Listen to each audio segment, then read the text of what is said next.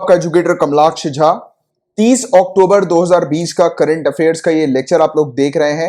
And guys, आपकी topic से related एक अच्छी अंडरस्टैंडिंग को डेवलप करने के लिए यहां पर टॉपिक्स को स्टैटिक पोर्शन यानी कि जनरल स्टडीज के साथ लिंक करते हुए कवर करवाया जाता है, जिससे कि आपकी कॉम्प्रिहेंसिव प्रिपरेशन जो है वो सिविल सर्विसेज एग्जामिनेशन के अकॉर्डिंग होती है। तो अगर आप सिविल सर्विसेज की तैयारी कर रहे हैं तो आपके लिए मैंडेटरी है इस पूरे लेक्चर को एंड तक देखना। यहां पर सभी सोर्सेज से न्यूज को हम लोग कवर करते हैं। इवन काफी सारी मैगजीन जैसे कि ईपीडब्ल्यू डाउन टू अर्थ के भी आर्टिकल्स को कवर किया जाता है, राइट। एंड प्रीलिम्स और मेंस दोनों पॉइंट ऑफ व्यू से यहां पर न्यूज को कवर करते हैं। इंग्लिश हिंदी दोनों में न्यूज यहां पर कवर की जाती है। एंड गाइस, जिस प्रकार से सिविल सर्विसेज में हम लोग को जीएस पेपर 1, 2, 3, 4 देखने को मिलता है, तो यहां पर हम लोग उसी के अकॉर्डिंग न्यूज को भी कवर करते हैं। तो आप देख सकते हैं पेपर 1, पेपर 2 और पेपर 3 के ये कुछ टॉपिक्स हैं जो आज हम लोग डिस्कस करने वाले हैं। एंड गाइस, लेक्चर को स्टार्ट करने से पहले मैं आप लोग को बताना चाहता हूं कि अगर आपको गारंटीड सिलेक्शन चाहिए एग्जामिनेशन में, तो ये जो लेक्चर्स मैं आपको प्रोवाइड करा रहा हूं, इन लेक्चर्स को आपको रेगुलरली देखना है और जितने भी इंस्ट्रक्शंस मैं लेक्चर के दौरान आपको प्रोवाइड कराता हूं उसको आपको रिलीजियसली, रेगुलरली और ईमानदारी से फॉलो करना है हर एक चीज को, तभी जाकर गारंटीड सिलेक्शन आपको मिलेगा। एंड गाइस, गारंटीड सिलेक्शन की जो बात है, मैं ये ऐसी दूसरों की तरह हवाबाजी में नहीं करता हूं। इसके बकायदा मैं आपको प्रूफ भी प्रोवाइड कराता हूं अपने स्टूडेंट्स को। आप चाहें तो डिस्क्रिप्शन पर आपको वीडियो मिल जाएंगे, उन वीडियोस को देखकर आप प्रूफ जो है वो देख सकते हैं कि जो भी टॉपिक्स मैं आपके रेगुलरली कवर कराता हूं, आप खुद देख सकते हैं कि उन टॉपिक्स में से डायरेक्टली क्वेश्चंस बनते हैं एग्जामिनेशन के अंदर। And secondly guys, I highly recommend you कि आप मंथली पीडीएफ पेड पैकेज को जरूर ज्वाइन कीजिएगा, क्योंकि अगर आप इस पेड पैकेज को ज्वाइन करेंगे तभी जाकर इन लेक्चर्स का पूरा लाभ आपको मिलेगा। एंड इस पेड पैकेज की फीस भी काफी नॉमिनल है, मिनिमम 100 रुपीज पर मंथ। पूरे महीने का जो चार्ज है, जो फीस है, वो सिर्फ 100 रुपए है। एंड लाभ कैसे मिलेगा आपको, तो वो मैं आपको समझाता हूं। तो देखिए गाइस, आपको सिर्फ रेगुलर बेसिस पर जो मैं लेक्चर्स प्रोवाइड करा रहा हूं, सिर्फ उनको देखना है। आपका पूरा कॉन्सेंट्रेशन लेक्चर को देखने के ऊपर होना चाहिए। आपको अपना टाइम वेस्ट नहीं करना है हैंड रिटन नोट्स बनाने में, क्योंकि अगर आप हैंड रिटन नोट्स बनाओगे तो उसमें आपका काफी सारा टाइम जो है वो चला जाएगा। और करंट अफेयर्स एक ऐसी चीज है जो कि रेगुलर बेसिस पर आती है, राइट। तो आपका रेगुलर बेसिस पर एक तो नोट्स बनाने का टाइम बच जाता है, आप उस टाइम को यूटिलाइज कर सकते हैं जनरल स्टडीज के टॉपिक्स पढ़ने में, मैं जो टास्क देता हूं वो करने में, मैं जो होमवर्क देता हूं वो करने में। इसके अलावा ऑप्शनल की आप तैयारी कर सकते हैं, आंसर राइटिंग प्रैक्टिस आप कर सकते हैं, वो भी मैं आपको प्रोवाइड कराता हूं लास्ट में, कि एक क्वेश्चन देता हूं आपको रेगुलरली। तो सबसे पहला पॉइंट तो आपका टाइम यहां पर बचता है, राइट। और दूसरी चीज, आपके पास ready to read material available रहता है। अब देखो, आपको सुबह लेक्चर देखना होता है, रात में आपको सोने से पहले मैं लेक्चर्स के नोट्स आप तक प्रोवाइड करा देता हूं। तो आप सोने से पहले लेक्चर्स के ये नोट्स पढ़ते हैं तो आपका क्या हुआ, पहली बार रिवीजन हो गया, फर्स्ट टाइम रिवीजन हो गया।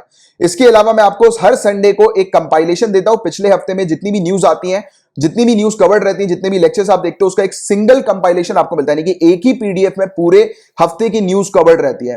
तो आपको दूसरी बार मैं पुश करता हूं कि रिवाइज करो, तो यह हो गया आपका दूसरा रिवीजन।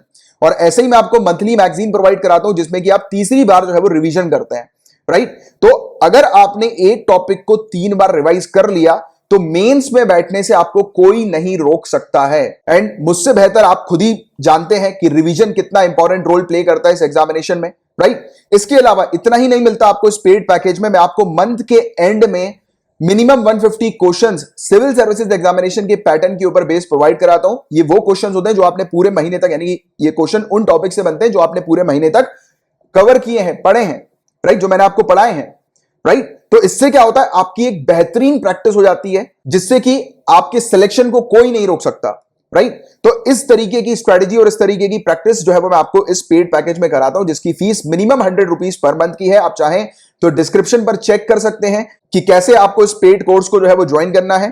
एंड गाइज, आप पहले लेक्चर देखिएगा, अगर आप नए आए हैं तो पहले लेक्चर देख लीजिए। अगर मैं जो आपको समझा रहा हूं वो अगर आपको समझ में आ रहा है, अच्छे से आपकी अंडरस्टैंडिंग बिल्डअप हो रही है, तो चैनल को सब्सक्राइब कर लीजिएगा एंड बेल आइकन पे भी जरूर हिट कीजिएगा। और सेम नाम से टेलीग्राम पर भी एक चैनल है जिसको आप ज्वाइन कर सकते हैं। एंड अगर आप फेसबुक पर हैं तो आप मेरे नाम कमलाक्ष झा को सर्च करके मुझे ऐड भी कर सकते हैं। सो चलिए गाइस, फिर स्टार्ट करते हैं पेपर 1 की पहली न्यूज से। यहां पर बात हो रही है परंपरा सीरीज के बारे में। देखिए, नाम से ही समझ में आ रहा है, ये एक नेशनल फेस्टिवल है म्यूजिक एंड डांस का। याद रखिएगा, परंपरा series national festival of music and dance. और ये फेस्टिवल हर साल होता है। अभी रिसेंटली इसको ऑर्गेनाइज किया गया था नृत्य तरंगिनी के द्वारा। किसकी पार्टनरशिप के साथ? यूनाइटेड नेशंस की पार्टनरशिप के साथ। और इस बार ये ऑनलाइन हो रहा है, और ऑनलाइन होने की वजह आप लोग जानते ही हैं, कोरोना वायरस पेंडेमिक। और नृत्य तरंगिनी की अगर हम लोग बात करें तो ये एक परफॉर्मिंग आर्ट्स सेंटर है जो कि शुरू किया गया था एक आइडिया के साथ। आइडिया ये था कि हमारा जो इंडियन क्लासिकल डांस है कुचिपुड़ी, उसकी जो स्टाइल है उसको पूरे दुनिया भर में पॉपुलराइज करना है। कुचिपुड़ी याद रखिएगा आप। इसको स्टैब्लिश किया गया था 1976 में पद्म भूषण अवॉर्डीज डॉक्टर राजा राधा रेड्डी और कौशल्या रेड्डी के द्वारा। और नृत्य तरंगिनी आज की डेट में दिल्ली में हम लोग को एक ऐसा सेंटर देखने को मिल रहा है जो कि वर्ल्ड क्लास लेवल पर कुचिपुड़ी डांस स्कूल के तौर पर हम लोग को नजर आता है। ठीक है, तो ये चीज आप लोग को पता होनी चाहिए, इसके बारे में बस बेसिक चीज है। और पेपर 1 से रिलेटेड आज सिर्फ छोटा सा एक टॉपिक था। अब हम लोग पेपर 2 के टॉपिक्स की तरफ आगे बढ़ रहे हैं। इंदिरा रसोई योजना की बात हो रही है। डायरेक्ट क्वेश्चन ये पूछा जाएगा कि ये स्कीम जो है वो किस पर्टिकुलर स्टेट गवर्नमेंट की है। याद रखिएगा राजस्थान की ये स्कीम है। रसोई योजना है तो किचन से आप रिलेट कर सकते हो इस स्कीम को। और कोई स्कीम किचन से रिलेटेड हम लोग को देखने को मिल रही है, रसोई से रिलेटेड देखने को मिल रही है, यानी कि ये स्कीम का मेन मकसद क्या है कि किसी को भी भूखा सोने नहीं देना, कि कोई भी भूखा ना सोए। इस संकल्प के तहत गरीब लोगों को 2 समय का खाना रियायती दर पर कंसेशनल रेट पर उपलब्ध कराया जा रहा है इस स्कीम के तहत। अब ये टॉपिक न्यूज में इसलिए आया क्योंकि 50 लाख से ज्यादा लोगों को बेनिफिट मिला है राजस्थान के अंदर इस स्कीम के कारण। और ये स्कीम लॉन्च की गई थी अभी रिसेंटली ही अगस्त 2020 को। ये स्कीम न्यूट्रिशियस फूड ऑफर करती है गरीबों को। उनको 2 वक्त का खाना सस्ते रेट में कंसेशनल रेट्स में प्रोवाइड किया जाता है।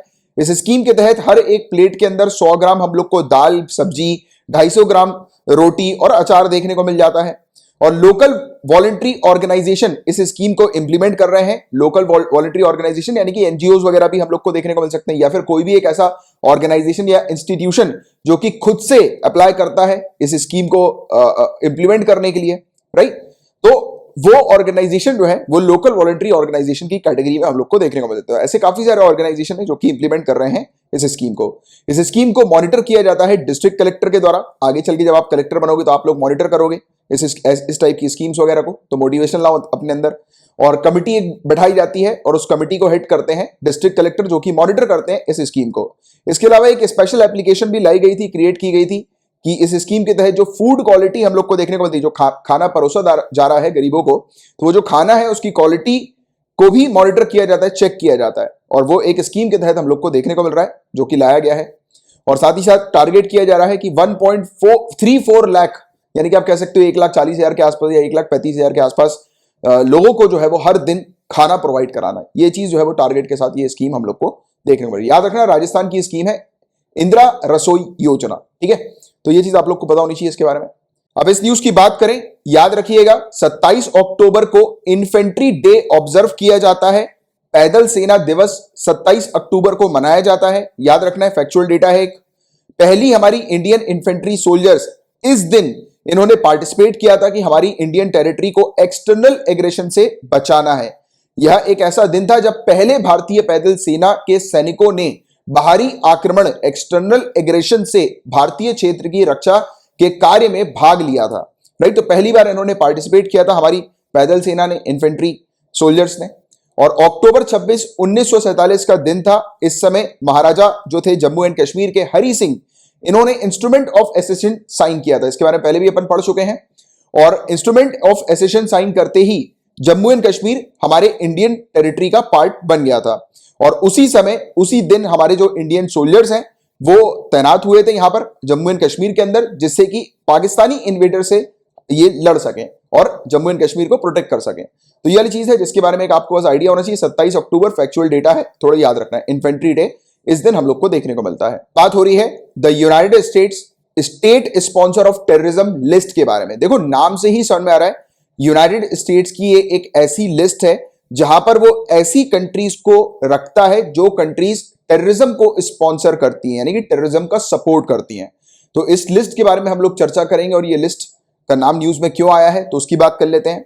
तो आपको पता होगा पिछले हफ्ते ही हमने डिस्कस भी किया था कि सूडान तीसरी अरब कंट्री बन गई है जिसने रिसेंटली अपने टर्म्स नॉर्मल किए हैं, अपने रिलेशंस नॉर्मल किए हैं इजराइल के साथ। आपको पता होगा इसकी जो अरब कंट्रीज हैं और इजराइल है, इनके बीच में टक्कर हम लोग को देखने को मिली है काफी काफी सालों से, काफी अरसे से दोनों यानी कि इजराइल और जो अरब कंट्रीज हैं उनके बीच में इश्यूज हम लोग को देखने को मिलते हैं। और इश्यूज होने की वजह जो है वो पैलेस्टीन है। इस टॉपिक को मैंने काफी डिटेल में इन डेप्थ आप लोग को पढ़ाया हुआ है। जिन स्टूडेंट्स ने प्रीवियस ट्यूटोरियल्स नहीं देखे हैं वो डेफिनेटली देख लो। अगर आप 2021 की तैयारी कर रहे हो तो मैंने जितने भी लेक्चर्स आपको जनवरी 2020 से पढ़ाना शुरू किए हैं तो वहां से आप पूरे लेक्चर जो है वो कवर करते हुए चलो। मैं तो लेक्चर जो है वो यानी करंट अफेयर्स तो मैं काफी सालों से पढ़ा रहा हूं, बट 2021 के जो स्टूडेंट्स जो लिखने वाले एग्जाम को, तो जनवरी 2020 से जितने भी मेरे लेक्चर्स हैं पुराने वो पूरे देख लो आप, राइट। 2x की स्पीड में देख लेना, या फिर दूसरा ऑप्शन आपके पास है, आप मैगजीन ले लेना। और मैगजीन की कॉस्ट भी मैंने आपको बताई काफी कम मैं रखता हूं जैसे कि स्टूडेंट्स अफोर्ड कर सकें। तो आप मैगजीन से पढ़ो, जो भी आपको न्यूज समझ में नहीं आ रही है उस न्यूज की डेट पर चले जाओ, डेट पर जाकर उस न्यूज को या फिर उस कंसेप्ट को जो है वो क्लियर कर लो। क्योंकि पुरानी न्यूज कवर जितनी जल्दी आप करोगे उतना अच्छा है आपके लिए। क्योंकि देखो एग्जाम से पहले आप सोचोगे एग्जाम से पहले मैं पूरे न्यूज कवर कर लूं तो वो पॉसिबल नहीं होगा, क्योंकि एग्जाम से पहले आपको रिवीजन करना है। तो अभी पूरी चीज कवर अप करते हुए चलो। और अभी कुछ दिनों पहले ही मैंने आपको इसके बारे में पढ़ाया है, अरब कंट्रीज और इजराइल के बीच में जो इश्यूज हम लोग को देखने को मिला था उसके बारे में। तो वाला टॉपिक अपना क्लैरिफाई कर लेना प्रीवियस लेक्चर से। जिन स्टूडेंट्स को डेट पता होगी कि कौन सी डेट पर मैंने वो पढ़ाया, प्लीज आप नीचे कमेंट बॉक्स पर वो डेट लिख दीजिएगा, जैसे कि, या फिर आप वहां पर टेलीग्राम पर जो है वो शेयर कर दीजिएगा डेट, राइट। चलो एनीवेज आगे की बात करेंगे। तो तीसरी कंट्री हम लोग को सूडान देखने को मिली थी जिनके रिलेशन जो है वो इजराइल के साथ बेटर हो गए। और ये कौन कर रहा है, यानी कि मध्यस्थता में कौन सी कंट्री हम लोग को देखने को मिल रही है जो कि इजराइल के साथ अरब कंट्रीज के रिलेशनशिप को अच्छा बना रही है, तो वो है यूएसए। ये पूरी इस प्रकार की डील कर रही है। पहले इसने डील करी थी यूएई के साथ और अब ये डील कर रही है, इसने डील कंप्लीट कर ली अपनी सूडान के साथ। तो सूडान के साथ इसकी डील ठीक ठाक हुई और सूडान जो है वो मान गया इजराइल के साथ रिलेशनशिप को अपने स्ट्रेंथन करने के लिए, अच्छा बनाने के लिए। तब उसके बाद यूएसए ने डिसाइड किया कि ये इसको state sponsor of terrorism list से रिमूव कर देगा, राइट। यानी कि इस सूडान का नाम उस लिस्ट में था जिस लिस्ट के अंदर ऐसी कंट्रीज का नाम रखा जाता है यूनाइटेड स्टेट्स के द्वारा जो कंट्री टेररिज्म को सपोर्ट करती हैं। तो उससे हटा दिया सूडान का। उस लिस्ट से हटने का मतलब यह है कि अब जो सैंक्शंस यूएसए ने सूडान के ऊपर लगाए थे, जो रेस्ट्रिक्शंस लगाए थे, अब वो रेस्ट्रिक्शंस रिलीफ हो गए, यानी कि हटा दिए गए हैं। तो ये वाली चीज हम लोग को देखने को मिल रही है। तो अभी थोड़ी सी बात कर लेते हैं हालांकि अपन यूनाइटेड स्टेट्स की ये स्पॉन्सर ऑफ टेररिज्म लिस्ट क्या है। तो याद रखना यूनाइटेड स्टेट्स के जो सेक्रेटरी होते हैं, सेक्रेटरी ऑफ स्टेट, तो उनके पास पावर होती है कि वो ऐसी कंट्री को इस पर्टिकुलर सूची में, इस लिस्ट में डाल सकते हैं जो कंट्री इंटरनेशनल टेररिज्म को सपोर्ट करती है या स्पॉन्सर करती है, राइट। तो ये वाली चीज है। तो याद रखिएगा यूनाइटेड स्टेट्स के सेक्रेटरी ऐसी कंट्री को इस लिस्ट में, state sponsor of terrorism list में डालते हैं जो कंट्री इंटरनेशनल टेररिज्म को बढ़ावा देती है, सपोर्ट करती है इंटरनेशनल टेररिज्म को, उनको स्पॉन्सर करती है, उनको फाइनेंस वगैरह ऑफर करती है। और यूएसए की 4 कैटेगरीज हम लोग को देखने को मिलती है सैंक्शंस की, यानी कि रेस्ट्रिक्शंस की। तो किस तरीके से यूएसए सैंक्शन लगाता है, यानी कि जिस भी कंट्री का नाम इस सूची में होता है, इस लिस्ट में होता है, तो सबसे पहली चीज तो यूएसए उनको किसी भी प्रकार की फॉरेन असिस्टेंस यानी कि फॉरेन मदद जो है वो प्रोवाइड नहीं कराता, विदेशी सहायता नहीं प्रोवाइड कराता। इसके अलावा बैन लगा दिया जाता है कि यूएसए किसी भी प्रकार के डिफेंस एक्सपोर्ट या किसी प्रकार की सेल वगैरह डिफेंस से रिलेटेड वो उस कंट्री को नहीं प्रोवाइड कराएगा। इसके अलावा इवन एक्सपोर्ट्स में भी वो कंट्रोल कर देता है, उस कंट्री को काफी सारे गुड्स वगैरह जो है वो भेजता नहीं, यानी कि सामान वगैरह की अगर उस कंट्री को आवश्यकता है तो वो नहीं देता, राइट। बिल्कुल ही बंद कर देता है हर प्रकार के ट्रेड, हर प्रकार के एक्सपोर्ट। साथ ही साथ फाइनेंशियल और दूसरे रेस्ट्रिक्शंस भी लगाता है। और ये तो सिर्फ लिखी हुई कुछ चुनिंदा बातें हैं। इसके अलावा यूनाइटेड स्टेट्स जो है, आप खुद ही आते, एक सिंगल सुपर पावर हम लोग को आज की डेट में यूनाइटेड स्टेट्स देखने को मिल रही है। और अगर हम लोग जियोपॉलिटिकल वर्ल्ड की अगर हम लोग बात करें तो जितने भी इंटरनेशनल फोरम्स वगैरह होते हैं उसमें यूनाइटेड स्टेट्स यही अपील करता है कि ऐसी कंट्री जो टेररिज्म को सपोर्ट कर रही है उसका समर्थन, उसका सपोर्ट जो है वो कोई दूसरी कंट्री ना करे, और उसको इंटरनेशनल फोरम में भी उसके ऊपर प्रेशर क्रिएट करता है ऐसी कंट्री के ऊपर। तो ये चीज है जिसके बारे में एक आपको जनरल आइडिया होना चाहिए। आगे की बात करें, कितनी कंट्रीज आज की रेट में हम लोग को इस लिस्ट के अंदर देखने को मिल रही है। तो अभी तक सूडान थी, सूडान को हटा दिया। सूडान को हटाने के बाद 3 कंट्रीज बची हैं। एक है सीरिया जिसको रखा गया था 1979 में, एक है ईरान जिसको 1984 में रखा गया था, और एक नॉर्थ कोरिया जिसको 2017 में अभी रिसेंट पास्ट में ही रखा है। तो टोटल 4 कंट्रीज हुआ करती थी, अब 3 बच गई हैं इस लिस्ट के अंदर यूनाइटेड स्टेट्स की।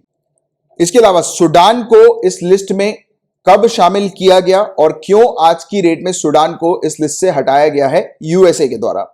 तो देखिएगा, इस सूडान को टेररिज्म लिस्ट में 1993 में यूएसए ने डाल दिया था। ये इसलिए डाला था क्योंकि इसने सूडान के ऊपर आरोप लगाए कि सूडान हिजबुल्लाह और पैलेस्टीनियन मिलिटेंट आउटफिट्स, यानी कि ये जो ग्रुप है दोनों, इनका सपोर्ट कर रहा है और यूएसए इन दोनों ग्रुप्स को टेररिस्ट ग्रुप मानता है। तो इसी को लेकर यूएसए ने इस लिस्ट के अंदर, इस सूची के अंदर सूडान का नाम शामिल कर दिया था। और आज की रेट में ये इसको क्यों निकाल रहा है, तो इसमें दो बड़ी वजह आपको पता होनी चाहिए, ठीक है।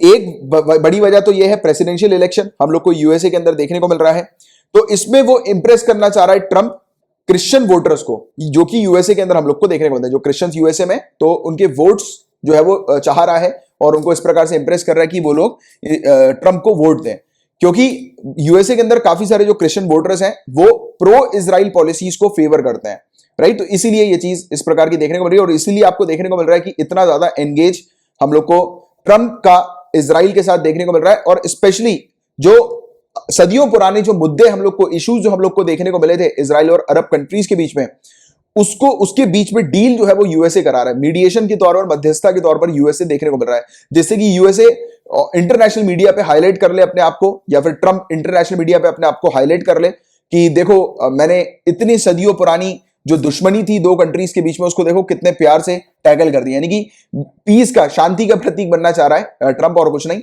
और जिससे कि ये ऑल ओवर इंटरनेशनल मीडिया में जो है वो एक कवरेज, अच्छी कवरेज जो है वो कर ले, क्योंकि अभी इसने जब हम लोग को यूएई और इजराइल के बीच में जब रिलेशनशिप देखने को मिले थे कि ठीक हुए, कि दोनों ने एक दूसरे की तरफ हाथ बढ़ाया, तब उस समय इसने इंटरनेशनल मीडिया पे ट्रंप ने ही सबसे पहले आकर डिक्लेयर किया था कि देखो मैंने डील करा दी है, जो सदियों पुरानी जो दुश्मनी चल रही थी ये इजराइल और यूएई के बीच में, अब उस पर मैंने एंड लगा दिया है। तो इसने मतलब उठकर यही बात बोली कि मैं ही ये सब चीजें कर रहा हूं, मेरे कारण ये हुआ है, मेरी जगह और कोई होता तो ये सब चीजें नहीं हो पाती, मैंने बहुत प्यार से ये चीज टैकल कर दी है। तो इसको लेकर कहीं ना कहीं ये वोटर्स का ध्यान जो है वो खींचना चाह रहा है कि देखो मैं एक अच्छी पॉलिसी जो है वो क्रिएट कर रहा हूं। और इवन इतना ही नहीं, इसका दूसरा जो ऑब्जेक्टिव है वो ये है कि चाइना को इसको काउंटर करना है। यहां पर भी चाइना को काउंटर करने की पॉलिसी की हम लोग को नजर आ रही है। ये चीज डायरेक्टली आपको दिखाई नहीं देगी, बट आपको इसमें से चीजों को निकालना पड़ेगा। आज की डेट में क्या हो रहा है, चाइना ने, जो मैंने कल भी आपको एक्सप्लेन किया था कि चाइना जो है वो इस क्षेत्र पर 3 कॉन्टिनेंट्स को आपस में अपने के ऊपर कंट्रोल करने की पॉलिसी इसने ऑलरेडी बना दी है अपनी बेल्ट एंड रोड इनिशिएटिव के थ्रू। अब यूएसए का मेन फोकस इस क्षेत्र पर इसलिए है क्योंकि इसको ज्यादा से ज्यादा इस क्षेत्र पर कंट्रीज का सपोर्ट चाहिए, ज्यादा से ज्यादा मैक्सिमम कंट्रीज ये चाह रहा है कि इसका सपोर्ट करना शुरू कर दें अब, इसलिए अपना जो नेचर है वो थोड़ा सा यहां पर सॉफ्ट कर रहा है और इस प्रकार से ये उभर कर आ रहा है यूएसए, राइट। तो ये चीज भी, इस प्रकार की भी चीज आप लोग को थोड़ी सी पता होनी चाहिए इन जनरल मेंस पर्सपेक्टिव से, और या फिर इंटरव्यू वगैरह में पूछे जाए आपसे,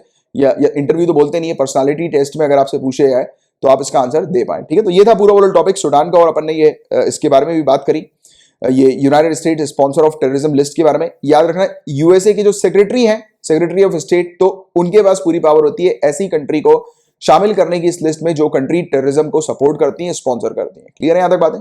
अब यहां पर बात हो रही है यूरोपियन यूनियन के बारे में। तो फ्रांस इंकरेज कर रही है यूरोपियन यूनियन को कि यूरोपियन यूनियन टर्की के अगेंस्ट कार्रवाई करे, क्योंकि हुआ यह है कि टर्की के जो प्रेसिडेंट है रेसेप ताइयप एर्डोगन, इन्होंने अभी फ्रेंच का जो गुड है, यानी कि फ्रेंच के जो माल है, उसका इन्होंने बहिष्कार कर दिया, बॉयकॉट कर दिया फ्रेंच के माल का। तो इसको लेकर ये चाह रही है फ्रांस की, इंकरेज कर रही है कि यूरोपियन यूनियन कार्रवाई करे टर्की के अगेंस्ट। और यूरोपियन यूनियन कमीशन ने वार्निंग भी दी है, चेतावनी भी दी है टर्की को कि टर्की जो चाह रही है कि यूरोपियन यूनियन ब्लॉक का हिस्सा बनना, मेंबरशिप जो चाह रही है, काफी समय से डिमांड कर रही है टर्की कि टर्की भी यूरोपियन यूनियन का मेंबर बन जाए, तो उसकी जो ये चाह है, जो इच्छा है, वो और भी पीछे चली गई है इसकी इस हरकत के कारण।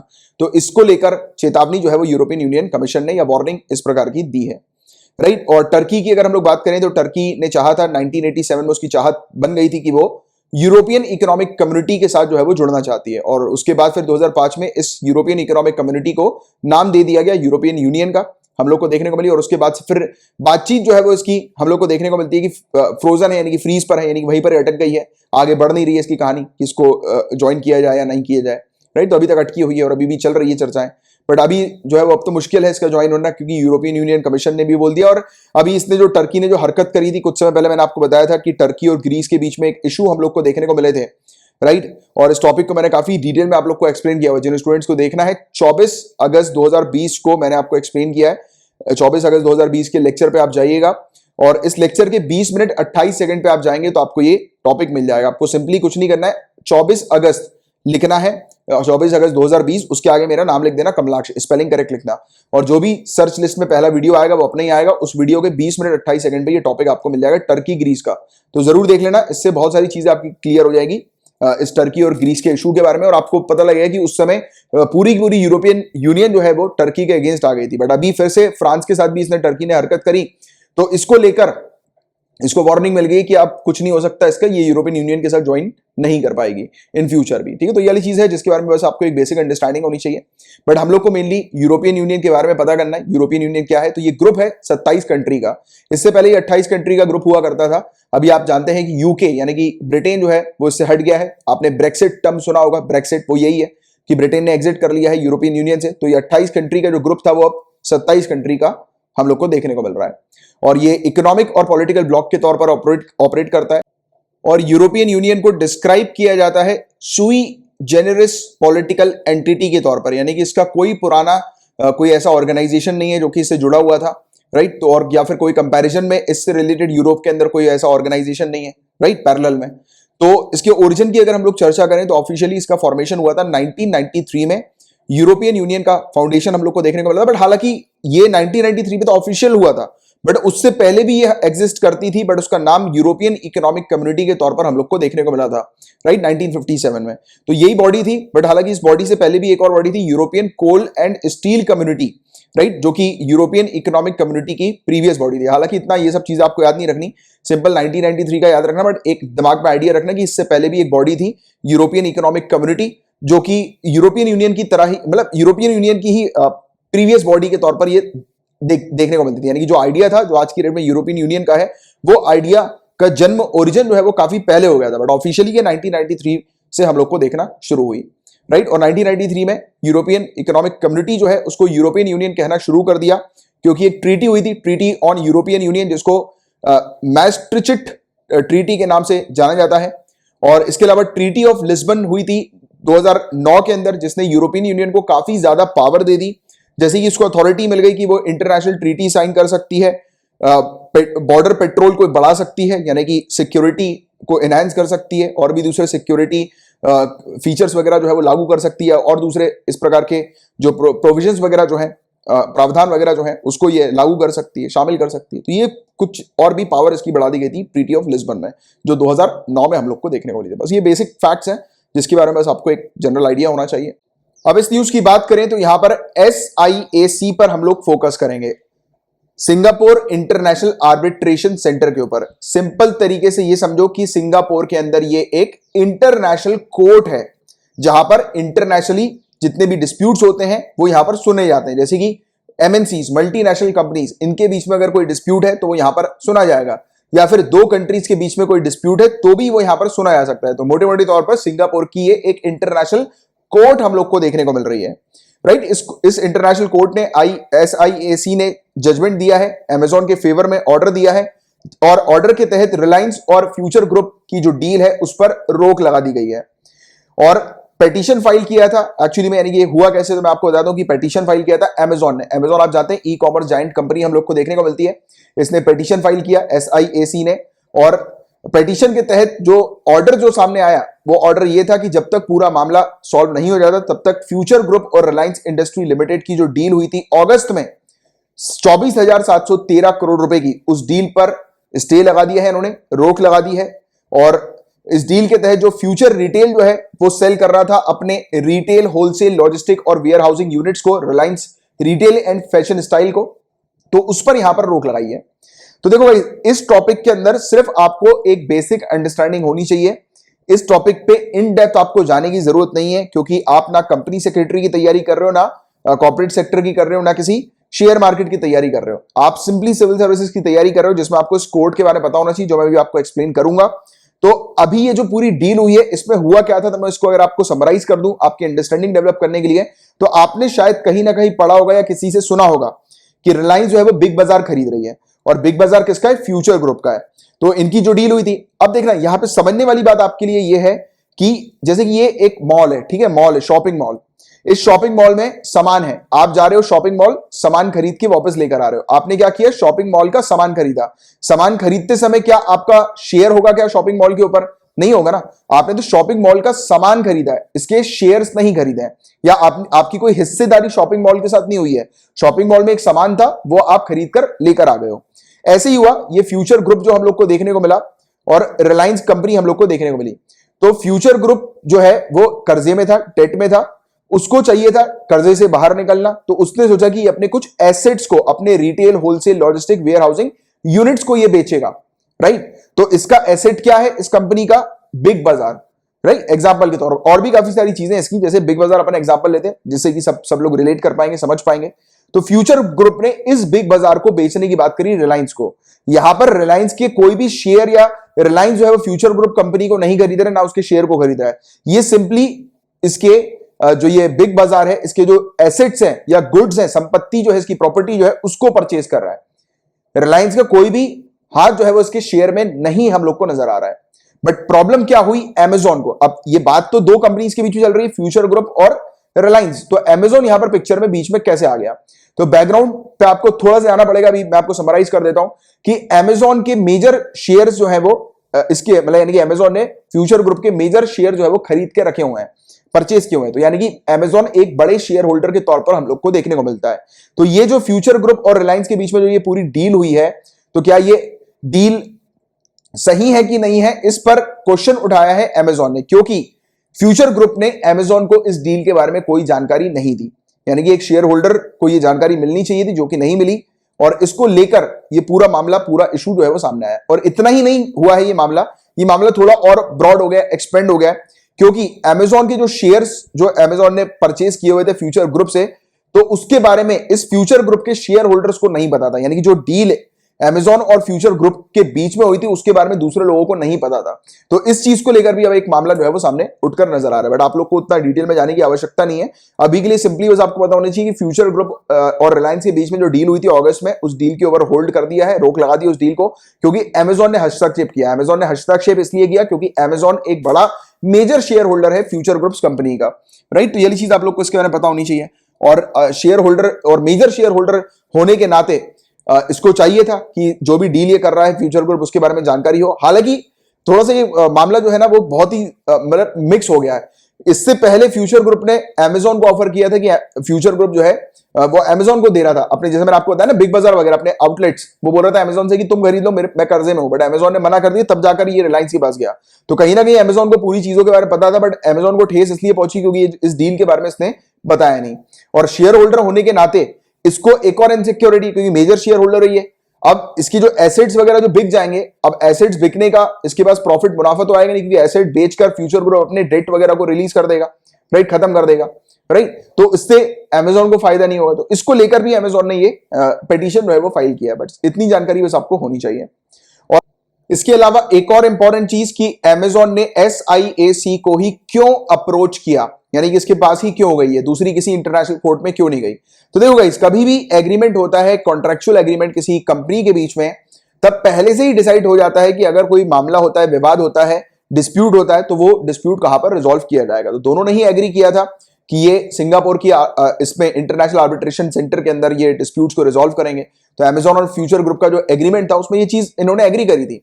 साथ ही साथ कि किस प्रकार के रूल्स, नियम जो है वो रखाए जाएंगे, और सीट जो होगी आर्बिट्रेशन की वो किस प्रकार की होगी, यानी कि जो मध्यस्थता की जो सीट जो हम लोग को देखने को मिलती है वो किस प्रकार की होगी। तो ये पूरी चीज पहले से प्री डिसाइड जो है वो कर दी जाती है, राइट। और इसी के तहत हम लोग को देखने को मिला था अमेजॉन और फ्यूचर ग्रुप का जो एग्रीमेंट था, तो उसमें SIAC का मेंशन था पहले से ही, तो इसलिए मामला जो है वो SIAC में गया। और SIAC में मामले जो है वो किस प्रकार के देखने को मिलते हैं और किस प्रकार से रिजॉल्व किए जाते हैं और क्या प्रोसीजर होता है पूरा। तो एक बार जैसे ही मामला दायर होता है, तो वो मामला जो है वो आर्बिट्रेशन के लिए, यानी कि उसकी मध्यस्थता के लिए, उसके रिजॉल्व के लिए, कि मामला जो है वो जल्द से रिजॉल्व हो जाए, तो इसके लिए ये एक ट्राइब्यूनल, आर्बिट्रल ट्राइब्यूनल के पास जाता है, और आर्बिट्रल ट्राइब्यूनल को अपॉइंट करना होता है।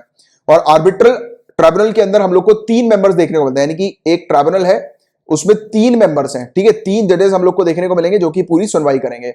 इनमें से जो 2 जजेस हैं, ये 2 जजेस, उसको एक एक पार्टी जो है वो अपॉइंट करती है। जैसे एक जज जो है उसका नाम जो है वो दिया जाएगा इसके द्वारा, अमेजॉन के द्वारा, और एक का नाम दिया जाएगा फ्यूचर ग्रुप के द्वारा। तो इस प्रकार से 2 जज ऐसे इस तरीके से अपॉइंट होते हैं। और तीसरे जो मेंबर होते हैं उस ट्राइब्यूनल के, वो ज्वाइंटली अपॉइंट होते हैं, यानी कि दोनों ही, अमेजॉन और रिलायंस ग्रुप, ये दोनों ही बोलेंगे तब जाकर ये अपॉइंट किया जाएगा इनको, ठीक है। तो यही चीज है जिसके बारे में आपको जानकारी होनी चाहिए। इसके अलावा अगर दोनों ही एक मेंबर को अपॉइंट करने में विफल रहे, फेल हो गए, तब उस समय क्या होगा, एक इमरजेंसी आर्बिट्रेटर को अपॉइंट किया जाएगा। बट ये जो अपॉइंटमेंट जो होता है वो काफी लंबे टाइम का होता है, बट फिर भी दोनों पार्टी जो है वो क्या कर सकती हैं, वो SIAC के पास जाकर मतलब अर्जेंट इमरजेंसी आर्बिट्रेटर की डिमांड कर सकती है कि उनको जल्दी से जल्दी जो है वो अर्जेंटली इंटरिम रिलीफ मिले, जल्दी से जल्दी उनको रिलीफ मिले और अपॉइंटमेंट की प्रोसेस जो है वो जल्दी से जल्दी सॉर्ट आउट हो सके, जिससे कि उनका केस जो है वो फटाफट मतलब उसका जजमेंट आ सके और उनको लंबे समय तक वेट ना करना पड़े। इसके अलावा एक कंसेप्ट और समझो आप, जैसे कि ये इंटरनेशनल कोर्ट है।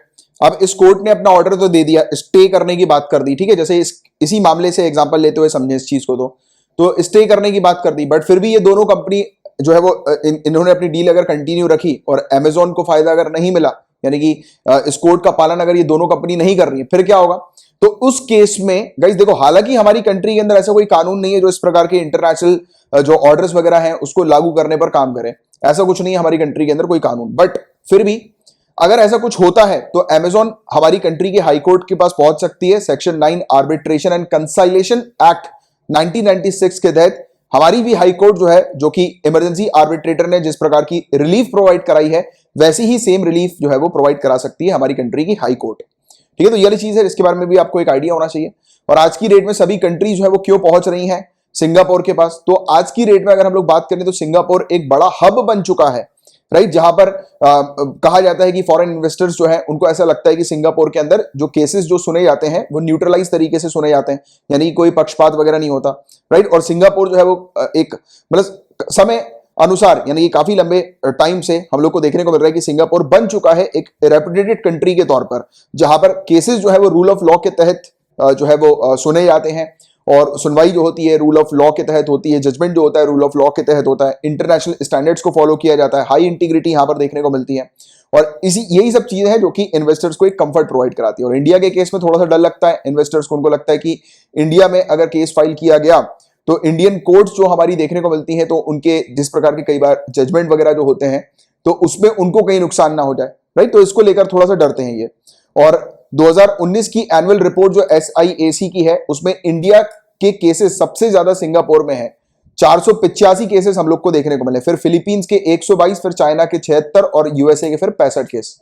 तो इस प्रकार के केसेस भी इंडिया के देखने को मिल रहा है। और इंडिया के पास क्या कोई इंटरनेशनल आर्बिट्रेशन सेंटर है? तो याद रखना, हाँ, हम लोग का खुद का एक इंटरनेशनल आर्बिट्रेशन सेंटर है जहां पर इंटरनेशनल मामले सुने जाते हैं, जो कि मुंबई के अंदर है। और सिंगापुर इंटरनेशनल आर्बिट्रेशन सेंटर की बात करें तो ये एक not for profit international arbitration organisation है, सिंगापुर के अंदर है ये, और ये मामले जो है वो सुनता है। और रूल्स ऑफ आर्बिट्रेशन इसका खुद का है एक, और दूसरा United nation commission on international trade law UNCITRAL, इसके जो रूल्स हैं वो भी यहां पर रखकर सुनता है। जैसे कि जो रूल ऑफ लॉ जो लगता है वो इसका खुद का भी रहता है रूल्स, और साथ ही साथ ये इंटरनेशनल जो हम लोग को देखने को मिलता है उसका भी रूल हम लोग को यहां पर नजर आता है, देखने को मिलता है, राइट। तो ये था पूरा ओवरऑल टॉपिक इससे रिलेटेड। होपफुली आपको पूरी चीज जो है वो क्लियर हो गई होगी अच्छे से। बात करें तो यहां पर बताया जा रहा है कि अब आउटसाइडर्स भी जम्मू एंड कश्मीर के अंदर जमीन खरीद सकते हैं, लैंड परचेस कर सकते हैं। आपको पता होगा कि आर्टिकल 370 जब था, जब स्पेशल स्टेटस हम लोग को जम्मू एंड कश्मीर के अंदर देखने को मिलता था, तो कोई भी इंडिविजुअल जो जम्मू एंड कश्मीर का रेसिडेंट नहीं है वो जम्मू एंड कश्मीर में जाकर प्रॉपर्टी परचेज नहीं कर सकता था। उनके पास अधिकार नहीं था जम्मू एंड कश्मीर में जाकर कोई भी प्रॉपर्टी, कोई भी जमीन परचेज करने की, क्योंकि वहां पर सिर्फ जमीन परचेज करने का अधिकार सिर्फ जम्मू एंड कश्मीर के रेसिडेंट को ही था, यानी कि जो लोग हैं जम्मू एंड कश्मीर के सिर्फ उन्हीं को था। और अब ये हट गया है, जम्मू एंड कश्मीर के अंदर आर्टिकल 370 जो स्क्रैप हुआ है उसके बाद ये चीज हट गई है, स्पेशल पावर्स हट गई है। तो अभी सेंटर ने नोटिफाई किया है एक नया भूमि कानून Jammu and Kashmir union territory region के लिए, जहां पर जो एक्सक्लूसिव राइट्स जो प्रोवाइड की जाती थी लोकल पॉपुलेशन को जमीन के ऊपर, तो वो अब हटा दी गई है। और किसने ये चीज इंट्रोड्यूस करी? तो union territory Jammu and Kashmir reorganisation adoption of central laws third order 2020 के तहत मिनिस्ट्री ऑफ होम अफेयर्स के द्वारा ये इंट्रोड्यूस किया गया, जिसके तहत एटलीस्ट 11 भूमि कानून को रद्द कर दिया गया और Jammu and Kashmir big landed estates abolition act, जो कि अब famous land to tiller rights के तौर पर अब हम लोग को नजर आ रहा है। अब देखो, लैंड टू टिलर राइट्स क्या है, इसको मैं इजी तरीके से आपको समझाता हूं। एक प्रॉपर्टी को सरकार अपने कंट्रोल में करके, यानी कि एक प्रॉपर्टी को परचेज करके अपने कंट्रोल में करके इस प्रॉपर्टी को वो किसानों में बांट सकती है। तो ऐसे अधिकार भी अब सरकार के पास जो है वो आ चुके हैं, लैंड टू टिलर राइट्स क्योंकि कई बार ऐसा होता है ना कि एक प्रॉपर्टी जो होती है उसको सरकार जो है वो किसानों को दे देती है, राइट, तो इस पट्टे वगैरह जो है वो रिलीज कर देती है। तो इसी प्रकार की चीज है कि ऐसी एक प्रॉपर्टी के ऊपर अब सरकार के ऊपर अधिकार होगा कि सरकार एक प्रॉपर्टी जो है, एक रीजन जो है उसको अपने कंट्रोल में करके बांट सकती है टेलर्स वगैरह को, किसानों वगैरह को, राइट। और चेंजेस की अगर हम लोग बात करें कि लेटेस्ट चेंजेस जो है वो क्या क्या हम लोग को इसमें देखने को मिल रहा है, तो newly introduce Jammu and Kashmir development act, ये अभी ये नया कानून हम लोग को इंट्रोड्यूस होते हुए नजर आ रहा है, देखने को मिल रहा है।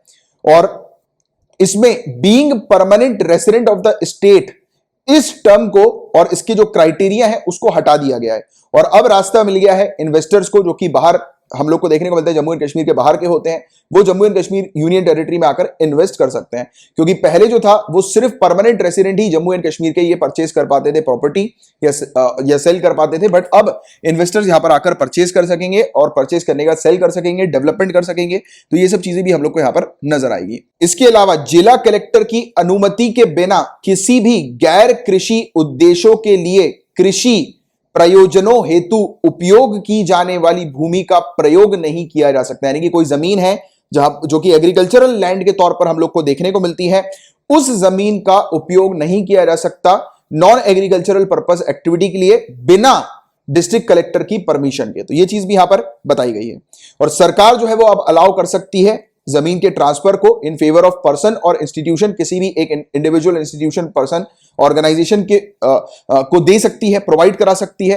हेल्थ केयर या फिर सीनियर सेकेंडरी या हायर या स्पेशलाइज्ड एजुकेशन को प्रमोट करने के लिए जम्मू एंड कश्मीर के अंदर। यानी कि वही सेम चीज जैसे मैंने आपको बताया ना, लैंड टू टिलर में सरकार जो है वो किसानों को जमीन दे देती है, राइट, गरीबों को जमीन दे देती है, वेलफेयर एक्टिविटी करती है। वैसे ही ये जमीन जो है वो लेकर सरकार जो है वो प्रोवाइड करा सकती है इंडिविजुअल को, इंस्टीट्यूशंस को, वेरियस वेलफेयर पर्पस के लिए, ठीक है। तो ये वाली चीज भी हम लोग को यहां पर देखने को मिल रही है। इसके अलावा भूमि की बिक्री, गिफ्ट, उपहार, विनिमय या फिर बंधक यानी कि मॉर्गेज किसी ऐसे व्यक्ति के पक्ष में मान्य नहीं माना जाएगा जो खुद एग्रीकल्चरलिस्ट नहीं है।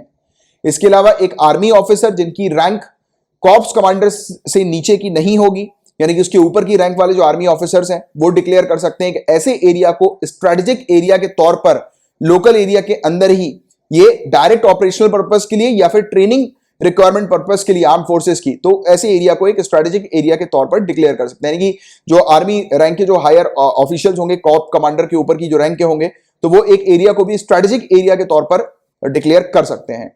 और नीड की अगर हम लोग बात करेंगे तो सेंटर का कहना है, आर्ग्यू करना है कि आर्टिकल 370 के चलते वहां पर डेवलपमेंट वगैरह हम लोग को यूनियन टेरिटरी में नहीं देखने को मिल रहा था, क्योंकि वहां पर आउटसाइडर का अलाउड नहीं था कि आउटसाइडर वहां पर आकर जमीन वगैरह परचेज कर सकते हैं। बट अब वो परचेज कर सकते हैं, इसलिए हम लोग को अब आने वाले समय में इन्वेस्टमेंट वगैरह देखने को मिलेगा जम्मू एंड कश्मीर में, इंफ्रास्ट्रक्चर डेवलपमेंट होगा और अच्छा डेवलपमेंट जम्मू एंड कश्मीर के अंदर देखने को मिलेगा। तो ये था पूरा ओवरऑल टॉपिक जिसका एक आपको जनरल आइडिया होना चाहिए। और पेपर 2 से रिलेटेड सिर्फ इतने ही टॉपिक्स थे। नाउ हम लोग पेपर 3 के टॉपिक्स की तरफ आगे बढ़ रहे हैं। सी ग्रास, समुद्री ग्रास, ये आप देख रहे हैं समुद्री घास जो आपको दिखाई दे रही है, इसकी रिस्टोरेशन की प्रोसेस का काम जो है वो शुरू कर लिया गया है। रिसेंटली काम यहां पर तमिलनाडु के द्वारा शुरू किया गया है गल्फ ऑफ मन्नार में। गल्फ ऑफ मन्नार का रीजन आप देखो, ये वाला हम लोग को नजर आता है गल्फ ऑफ मन्नार का रीजन। अभी आप मुझे तुरंत वीडियो को पॉज करके बताओ, ये वाला जो क्षेत्र है ना, इसको अपन क्या बोलते हैं, क्या बोलते हैं इस क्षेत्र को? जल्दी से बताओ नीचे कमेंट बॉक्स पर लिखकर, कौन सा स्ट्रेट है ये, जल्दी से बताइए फटाफट। और गल्फ ऑफ मन्नार पर ये काम चल रहा है सी ग्रास को, यानी कि जो घास है समुद्र के नीचे की, इसको रिस्टोर करने का, कि दोबारा से ये घास जो है वो बनती रहे, क्योंकि घास ये डिक्लाइन हो रही है, काफी तेजी से जो है वो कम होती जा रही है। कम होने के कारण क्लाइमेट चेंज भी एक बहुत बड़ा हम लोग को नजर आ रहा है, राइट।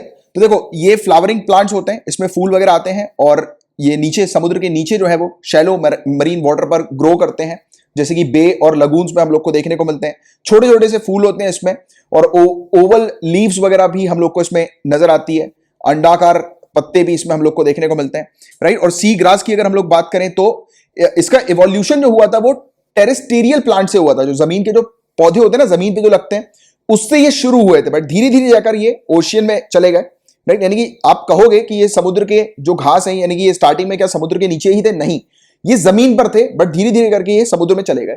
तो ये इस प्रकार से इसका इवोल्यूशन हम लोग को देखने को मिला कि ये ओशियन में जाकर इन्होंने रिकॉलोनाइज किया 70 से 100 मिलियन साल पहले। और इसके अलावा सी ग्रास की अगर हम लोग बात करें तो ये खाना बनाते हैं फोटोसिंथेसिस के थ्रू, यानी कि यहां पर भी फोटोसिंथेसिस हम लोग को देखने को मिलता है, राइट। और सेक्सुअली और एसेक्सुअली रिप्रोडक्शन इनका होता है। कुछ इंपॉर्टेंट सी ग्रासेस की बात करें तो sea cow grass, thready sea grass, needle sea grass, flat tipped sea grass, और भी काफी सारे सी ग्रास हैं, और आप चाहें तो वीडियो को पॉज करके इनके साइंटिफिक नेम थोड़े से पढ़ सकते हैं आप लोग, राइट। इसके अलावा लोकेशन की अगर हम लोग इनकी बात करें तो मडी, जो मिट्टी वाला जो हम लोग को इलाका देखने को मिलता है ना, मिट्टी टाइप का थोड़ा, और थोड़ा सा रेतीला टाइप का, सैंडी टाइप का, तो वहां पर ये ज्यादा पाए जाते हैं। इसके अलावा कोस्टल एरिया जो है हमारे इंडिया का, तो वहां पर ये हम लोग को देखने को मिलते हैं, जो तटीय क्षेत्र जो है हमारे इंडिया के, और भारी मात्रा में ये गल्फ ऑफ मन्नार और पाल्क स्ट्रेट पर हम लोग को नजर आते हैं, देखने को मिलते हैं। इनकी महत्व की अगर हम लोग बात करें, सिग्निफिकेंस की, तो ये इकोसिस्टम सर्विस प्रोवाइड कराते हैं, तो ये चीज हम लोग को देखने को मिलती है।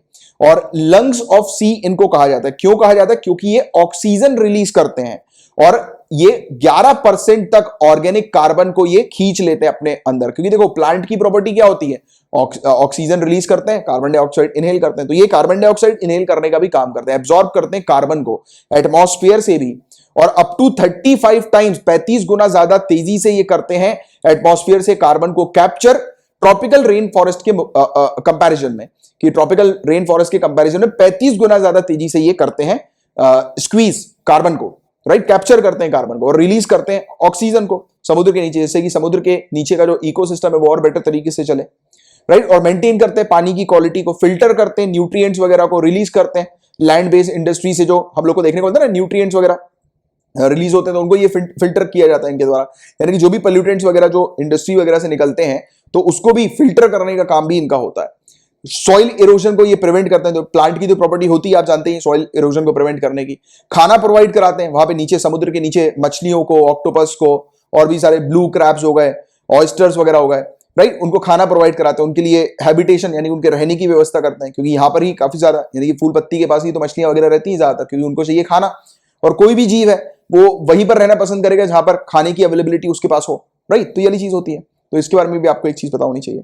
इसके अलावा 2 से 5% की डिक्लाइन रेट पर ये हम लोग को नजर आ रहे हैं, यानी कि मतलब 2 से 5% हर साल जो है ये डिक्लाइन हो रहा है, घट रहा है, राइट। इनको खतरा किससे? ग्रेजिंग से है, ग्रेजिंग यानी कि चराई वगैरह, स्टॉर्म्स की बात करें, तूफान वगैरह, आइस स्कोरिंग की बात करें, हिमस्खलन की बात करें, जैसे कि कई बार हम लोग देखते हैं कि जो ग्लेशियर वगैरह जो है वो गिर जाते हैं तो उसके नीचे ये धंस जाते हैं, राइट, ग्लेशियर मेल्ट होकर गिरते हैं समुद्र के नीचे को पास के इलाके में, कोस्टल एरिया के, तो वो वहां पर गिरते हैं, तो वहां पर जो घास होती है वो नीचे धंस जाती है, या फिर कई बार उखड़ जाते हैं, इरोजन हो जाता है इनका, राइट। तो ये चीज हम लोग को देखने को मिलती है। यूट्रोफिकेशन मैकेनिज्म और डिस्ट्रक्शन का, हैबिटेशन का इनके, यानी कि ये जो एरिया जो है वो डिस्ट्रक्ट हो रहा है, ज्यादा फिशिंग, जब ओवर फिशिंग होती है तब भी ये खत्म हो जाते हैं।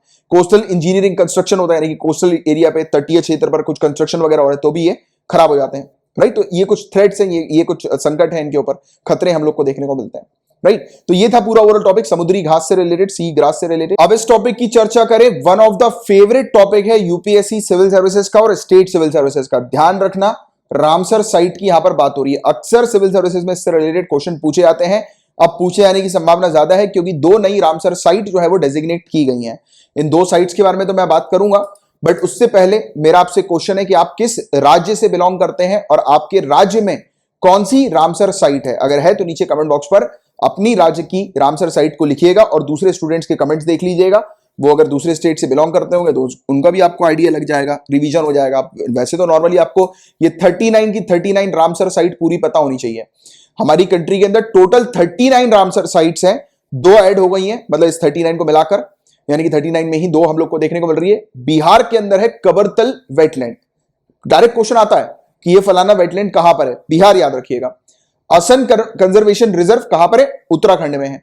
इन दोनों को रामसर साइट डेजिग्नेट किया गया है और इंडिया के अंदर 39 है, जो कि साउथ एशिया में सबसे ज्यादा है, हाईएस्ट है। कबरतल वेटलैंड की बात करें, कांवर झील के नाम से ये जानी जाती है, बिहार के बेगूसराय में है।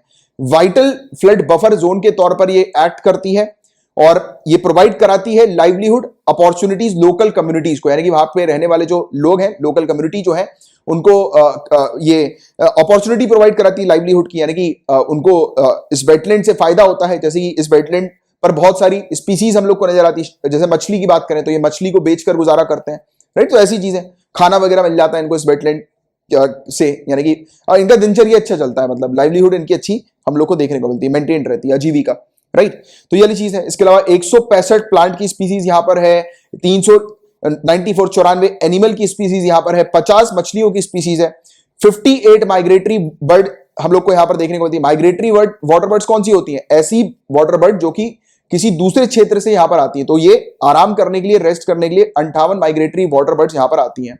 5 क्रिटिकली एंडेंजर्ड स्पीसीज यहां पर है, जैसे कि red headed vulture, white rumped vulture, vulture यानी कि गिद्ध होता है, इंडियन वल्चर, सोशियलेबल लॉपिंग और बेयर्स पोचार्ड। तो ये कुछ स्पीसीज है। आप चाहे तो इन स्पीसीज को गूगल सर्च करके एक बार देख लीजिएगा कैसी ये स्पीसीज दिखाई देती हैं, तो और अच्छा लगेगा इनको देखकर भी, और बेटर तरीके से इंटरेस्ट डेवलप होगा। अब आसन कंजर्वेशन रिजर्व की अगर हम लोग बात करें तो ये कहां पर है, तो मैंने आपको बताया था ये उत्तराखंड में हम लोग को देखने को मिलता है। नाम याद रखिएगा और लोकेशन। तो ये बेसिकली आसान नदी है। क्वेश्चन ये भी बन सकता है आसान नदी कहां पर है, उत्तराखंड आपको दिमाग में आना चाहिए।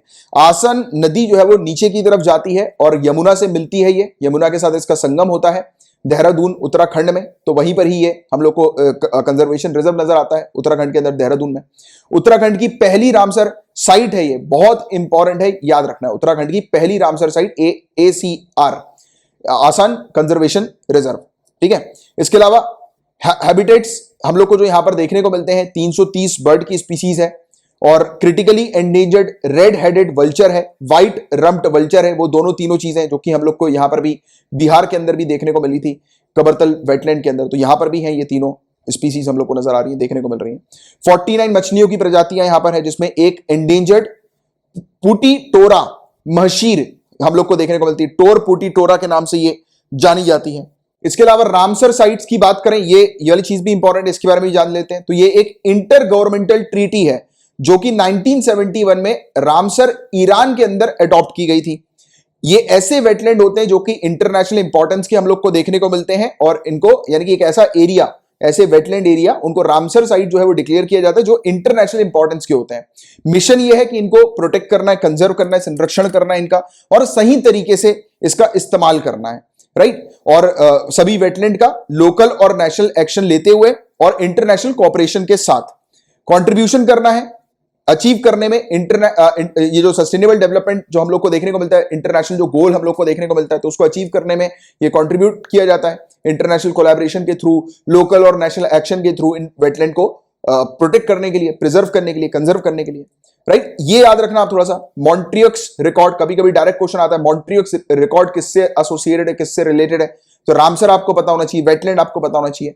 तो ये रजिस्टर्ड साइट होती है वेटलैंड की, यानी कि जितनी भी रजिस्टर्ड वेटलैंड साइट है उसका रिकॉर्ड ये मॉन्ट्रियक्स रिकॉर्ड के तौर पर हम लोग को नजर आता है, देखने को मिलता है। यहां पर लिस्ट है पूरी की पूरी, जितने भी इंटरनेशनल इंपॉर्टेंस की जो वेटलैंड है उसकी पूरी लिस्ट यहां पर नजर आती है, राइट। जहां पर चेंजेस हम लोग को इकोलॉजिकल कैरेक्टर में देखने को मिलते हैं, राइट। और जहां पर या फिर हो चुके होते हैं, यानी कि वहां पर नुकसान ऑलरेडी हो चुका होता है, उनको प्रोटेक्ट करना है, या होने वाला होता है बिकॉज ऑफ ह्यूमन थ्रेट्स वगैरह, ह्यूमन के इंटरफेरेंस के चलते, या क्लाइमेट चेंज के चलते, या टेक्नोलॉजिकल डेवलपमेंट के चलते। यानी कि एक ऐसा एरिया वो इंटरनेशनल इंपॉर्टेंस का इसलिए बन जाता है क्योंकि वो जो वेटलैंड है, एक तो वो बहुत सारी प्रजातियां हैं, स्पीशीज हैं, वो वहां पर आती हैं। अब वो वेटलैंड खत्म हो जाएगा तो वो प्रजातियां वहां पर नहीं आएंगी। मतलब क्या हुआ डायरेक्टली, की प्रजाति जो है वो कम हो रही है। क्योंकि देखो आप ये समझो, ये वेटलैंड बहुत सारी प्रजातियों का घर है, क्योंकि हमने एक कॉमन चीज दोनों वेटलैंड में क्या देखी, यहां पर भारी मात्रा में हम लोग को प्लांट और एनिमल की स्पीसीज देखने को मिलती है, फ्लोरा और फौना की स्पीसीज नजर आती है बहुत सारी, और एंडेंजर्ड स्पीसीज भी देखने को मिलती है, क्रिटिकली एंडेंजर्ड भी देखने को मिलती है, राइट, वल्नरेबल भी देखने को मिलती है। तो ऐसी स्पीसीज यहां पर हम लोग को नजर आती है। अब कुल मिलाकर दोनों वेटलैंड्स में क्या हुआ, बहुत सारी स्पीसीज है। अब अगर क्लाइमेट चेंज के चलते या ह्यूमन इंटरफेरेंस के चलते ये अगर कम हो रहा है, इसका मतलब क्या हुआ, यहां पर ये जो प्रजातियां जो रहती हैं उनके घर जो है वो धीरे धीरे कम हो रहा है। अब जब प्रजातियों का घर कम होगा तो ऑब्वियसली बात है कि प्रजातियां भी लुप्त होंगी। तो अल्टीमेटली वेटलैंड को प्रोटेक्ट करते हुए हम लोग प्रजातियों को प्रोटेक्ट करते हैं, तो इसलिए ये इंटरनेशनल इंपॉर्टेंस बन जाती है। तो लॉजिकली आप चीजों को समझा करो। सिविल सर्विसेज की तैयारी कर रहे हो, कोई भी चीज आपको रटनी नहीं है, आपको उसको समझना है। और समझ में कब आएगा, जब आप चीजों को कनेक्ट करोगे। अब वेटलैंड को अपन ने स्पीसीज से कनेक्ट करके कितनी आसान कर दी चीज है, राइट, कि जिससे कि आप कभी भूलोगे ही नहीं कि यहां पर इतनी स्पीसीज होती हैं और इसको प्रोटेक्ट करना क्यों इंपॉर्टेंट है। ये अगर खत्म हो जाएगा तो वहां पर स्पीसीज नहीं बचेंगी ना, समझ पा रहे बातों को। तो ये चीज इंपॉर्टेंट है। तो और ये Montreux record prelims point of view से फैक्चुअल इंफॉर्मेशन थोड़ी याद रखना। और ये जो मॉन्ट्रियक्स रिकॉर्ड जो है उसको मेंटेन किया जाता है रामसर लिस्ट के पार्ट पर ही। बट ये जो मॉन्ट्रियक्स रिकॉर्ड के अंदर जो लिस्ट होती है बहुत ही मोस्ट इंपॉर्टेंट साइट्स होती है जिनको कंजर्व करना होता है, राइट। और एट प्रेजेंट 2 वेटलैंड्स हैं इंडिया के अंदर जो मॉन्ट्रियक्स रिकॉर्ड के अंदर हम लोग को नजर आते हैं। एक राजस्थान के अंदर है, केवलादेव नेशनल पार्क के तौर पर हम लोग को देखने को मिलता है, और एक लोकतक लेक मणिपुर के अंदर है। चिली का लेक जो कि ओडिशा में हम लोग को नजर आती है, उसको भी रखा गया था बट बाद में उसको हटा दिया गया था, रिमूव कर दिया गया था। ठीक है, तो ये चीज है जिसके बारे में एक आपको जनरल आइडिया होना चाहिए, जानकारी होनी चाहिए। उसके अंदर हम लोग पहले 4 टर्म्स को समझेंगे, उसके बाद फिर इस न्यूज को देखेंगे। पहला टर्म है मॉरेटोरियम, दूसरा टर्म है कंपाउंड इंटरेस्ट, तीसरा सिंपल इंटरेस्ट और चौथा एक्स ग्राशिया। इन 4 टर्म्स को हम लोग देखेंगे और फिर उसके बाद फिर इस न्यूज को पढ़ते हैं। ठीक है, तो मॉरेटोरियम आप लोग ऑलरेडी जानते हैं, हम लोगों ने मार्च में भी इसके बारे में डिस्कस किया था। तो रिजर्व बैंक ऑफ इंडिया ने लोन्स के ऊपर 3 महीने का मॉरेटोरियम ऑफर किया था। इसका मतलब क्या हुआ, देखो मार्च 2020 के समय में हमने देखा था कि लास्ट वीक में लॉकडाउन लग गया था, राइट, और उसके बाद स्थिति काफी खराब हो रही थी, काफी सारे लोग टेंशन में थे क्योंकि लोगों का बिजनेस वगैरह सब बंद हो गया था, लोगों की इनकम सोर्स बंद हो गई थी, राइट। जिन लोगों ने बैंक से लोन लिया हुआ था उनको टेंशन हो रही थी कि वो बैंक को लोन कैसे चुकाएंगे, क्योंकि बैंक में प्रॉब्लम ये होती है कि अगर आप 1 महीने की भी ईएमआई अगर लैप्स कर देते हो तो आपके ऊपर पेनाल्टी लगती है। तो लोगों को डर लग रहा था, एक तो ईएमआई पे नहीं कर पा रहे हैं और ऊपर से पेनाल्टी और लग जाएगी। तब इस स्थिति को देखते हुए रिजर्व बैंक ऑफ इंडिया लेकर आई मॉरेटोरियम, राइट। अब यहां पर याद रखना, मॉरेटोरियम हमेशा नहीं होता है, ये उस फेज में रिजर्व बैंक ऑफ इंडिया के द्वारा ऑफर किया जाता है जो काफी डिफिकल्ट सिचुएशन वाली फेज हम लोग को नजर आती है, जैसे कि लॉकडाउन, राइट।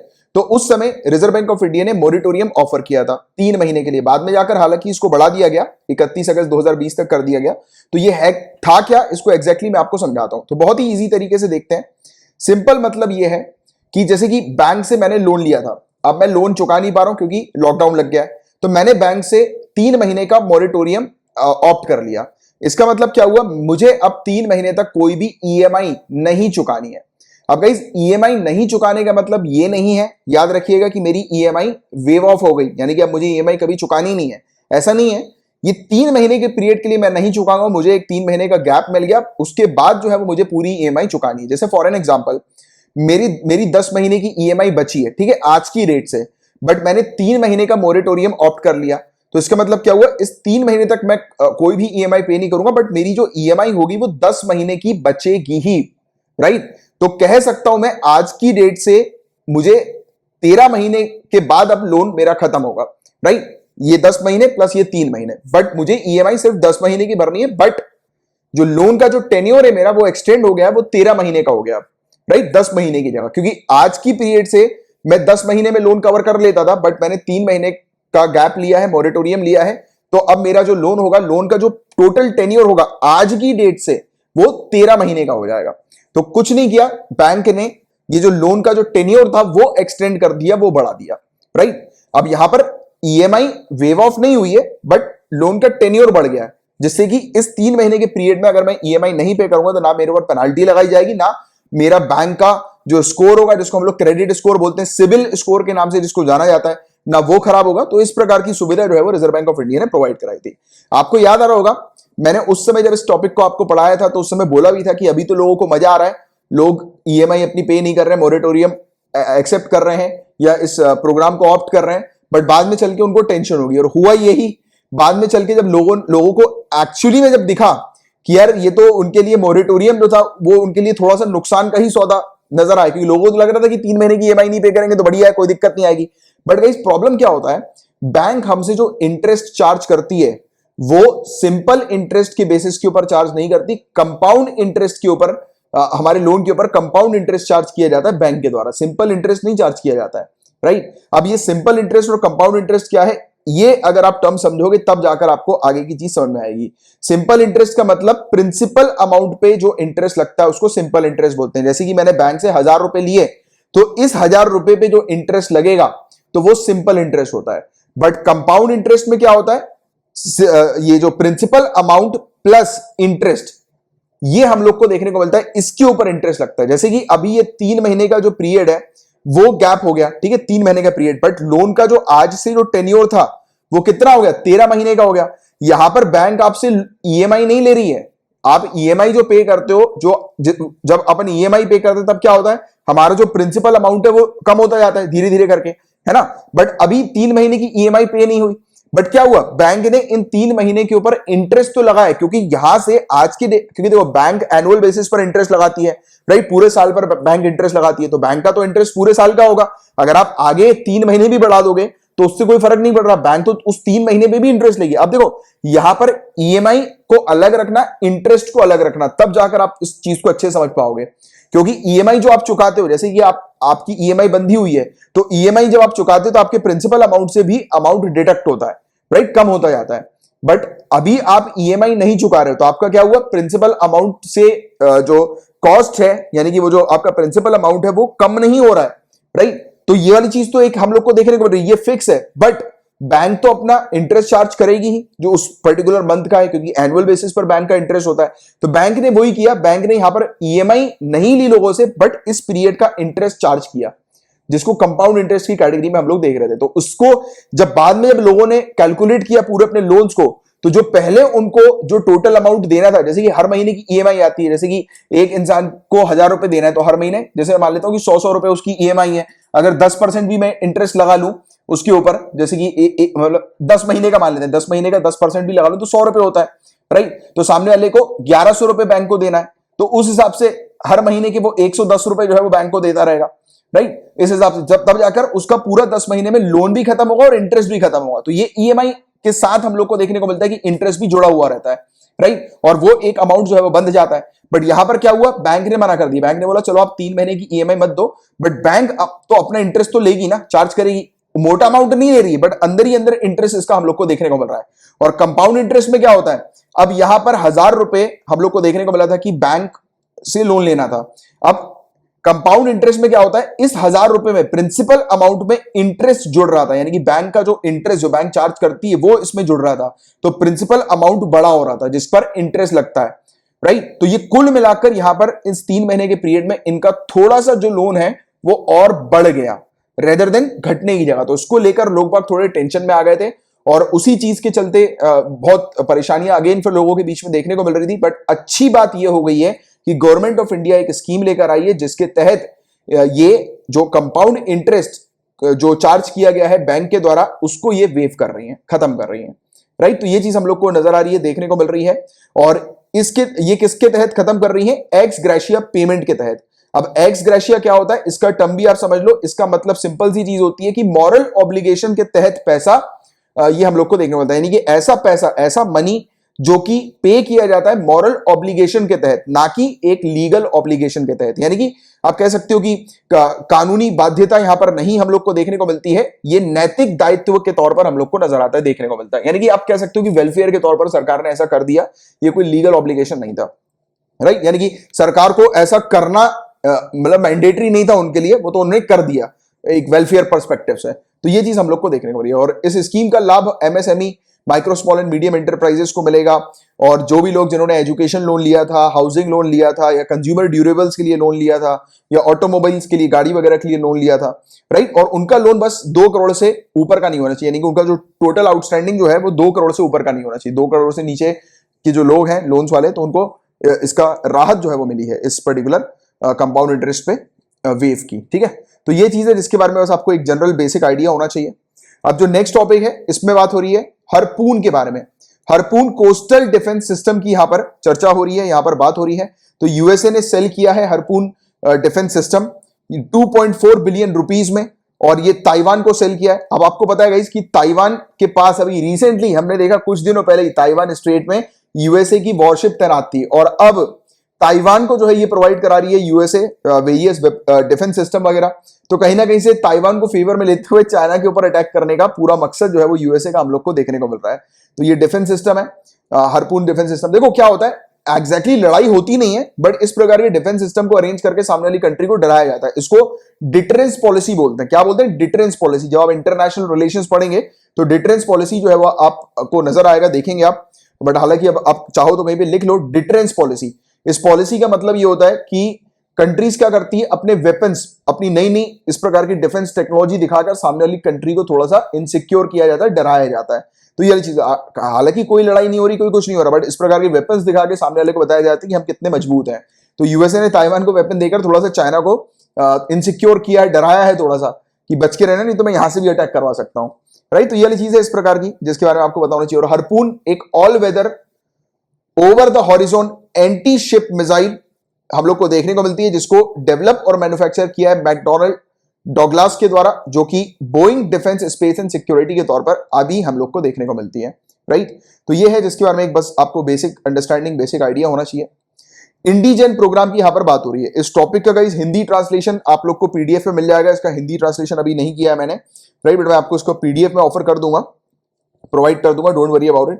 तो देखो, जो रिजल्ट हम लोग को देखने को मिल रहे हैं एक्सटेंसिव कंप्यूटेशन एनालिसिस के, इस पर बताया गया कि 1029 सीक्वेंस जीनोम इंडिया के रखे गए और पब्लिश किए गए, और ये जो एनालिसिस थी ये कैरी की गई थी इंडिजन प्रोग्राम के अंडर। इसमें क्या चीज पाई गई, तो एनालिसिस के अंदर आइडेंटिफाई किया गया 5,58,98,122 सिंगल न्यूक्लियोटाइड वेरिएंट्स को इंडियन जीनोम डेटा सेट के अंदर।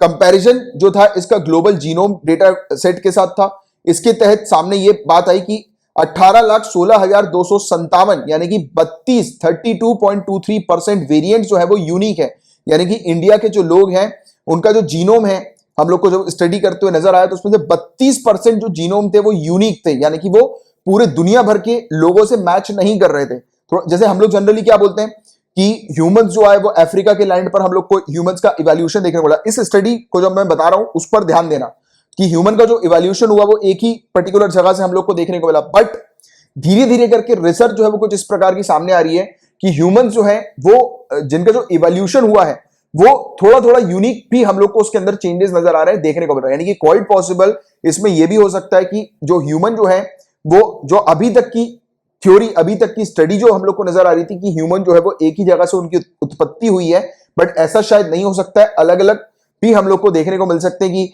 देखो, इसका सिंपल सा मकसद ये है कि एक एरिया पर एक ह्यूमन का हम लोग को देखने को मिला ओरिजिन हुआ, तो क्वाइट पॉसिबल कि दूसरी जगह पर भी ह्यूमन का इवोल्यूशन हुआ होगा।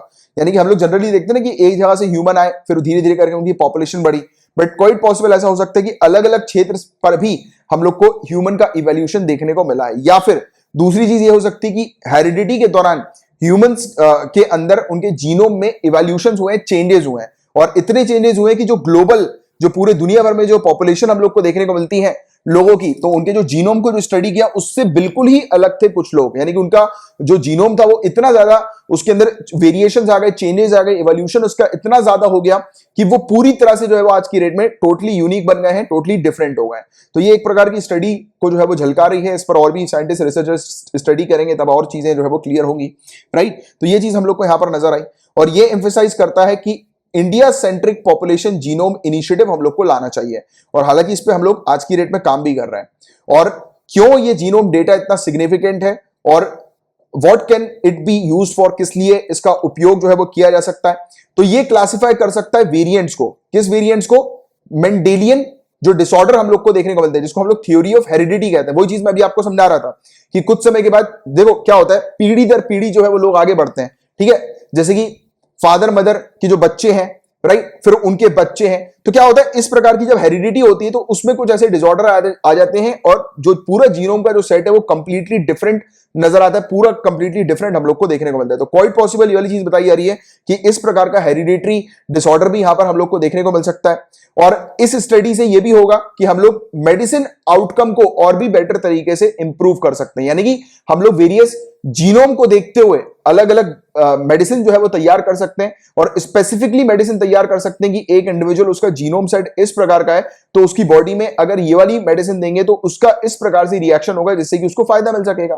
तो ऐसी चीजें भी हम लोग को देखने को मिल सकती है यहाँ पर, क्योंकि ये अभी इस पर काम चल रहा है, अभी इस पर स्टडी चल रही है, अभी इस पर पुख्ता चीजें आई नहीं है, बट हाँ मेडिसिनल फील्ड के अंदर इस पर्टिकुलर डिस्कवरी से बहुत बड़ा फायदा होने वाला है। या फिर हम लोग पूरे इंडिया पॉपुलेशन की अगर जीनोम का एक सेट तैयार करेंगे तो फायदा होगा, क्योंकि अब मैं आपको पहले भी पढ़ा चुका हूं और बता चुका हूं, ये जो हमारा जो पूरा ये जो डीएनए होता है ना, इस डीएनए के कंप्लीट सेट को हम लोग जीनोम बोलते हैं, और इस जीनोम के अंदर ह्यूमन की हर एक चीज होती है। यानी कि एक ह्यूमन की बाल का कलर से लेकर उसके पैर के नाखून तक जितनी भी चीज है उस ह्यूमन के अंदर, इंक्लूडिंग हिज और हर बिहेवियर, उनका बिहेवियर कैसा है, हर चीज, उनकी आंखों का कलर कैसा है, उनकी हाइट कैसी, उनके पास कोई बीमारी तो नहीं है उनकी बॉडी में, ये पूरी चीजें जीनोम के अंदर होती है। और यहीं पर यही चीज कही गई कि अगर इस जीनोम को स्टडी किया जाएगा तो क्वाइट पॉसिबल यहां पर मेडिसिन वगैरह हम लोग इस प्रकार की बना पाएंगे जो कि मेडिसिन एग्जैक्टली जीनोम के ऊपर काम कर सके।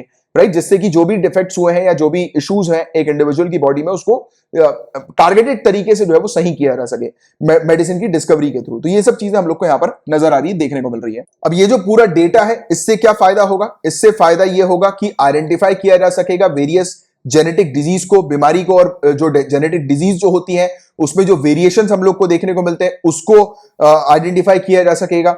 आइडेंटिफाई किया जा सकेगा कैरियर के मार्कर स्क्रीनिंग के लिए, यानी कि किस जगह पर किस पर्टिकुलर टारगेटेड एरिया पर प्रॉब्लम है और उस प्रॉब्लम को रिजॉल्व करने के लिए हम लोग काम कर सकेंगे इसके थ्रू, यानी कि पूरे जीनोम के आइडेंटिफिकेशन के थ्रू। राइट, एडवर्स इवेंट्स को प्रिवेंट किया जा सकेगा, बेटर डायग्नोसिस प्रोवाइड किया जा सकेगा, यानी बीमारियों को जल्द से जल्द पता लगाने में हेल्पफुल हो सकती है ये चीज। राइट, तो ये कुछ चीजें, और ये कब होगा पॉसिबल? जब हम लोग डेटा वगैरह जो है उसको लेंगे, उसका डेटा एक जनरेट करेंगे इंडियन के जीनोम का, और उस पर स्टडी कंडक्ट करेंगे, फार्मोजेनेटिक वेरिएंट जो है उस पर काम कर सकेंगे, एक्शनेबल फार्मोजेनेटिक वेरिएंट्स।